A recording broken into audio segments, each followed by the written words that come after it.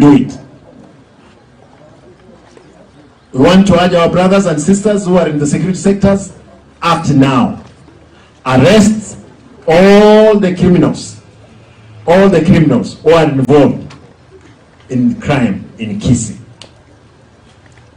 Is either you are behind them or you are the one sponsoring them.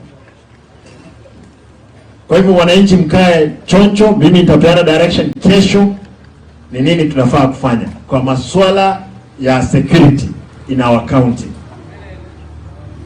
Teko nyareka na umuntu akabwatu igoro oite to umuntu abantu bepipi ali Kenya arafa basikali naende bakamubwatu bachiye tekeroka bakabuna obisiye mu MCA bagakora abantu bakabwatu bakairu police station maragoba bakabwatukwa.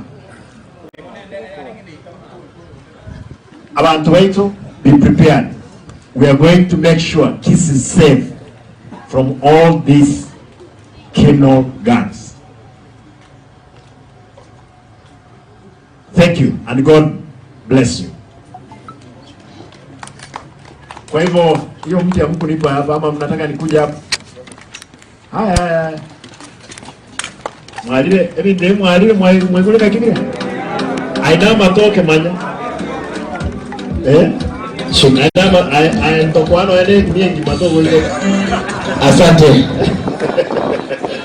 Watu makofi ya gavana kwa speech ambayo ametoa leo. Asante sana.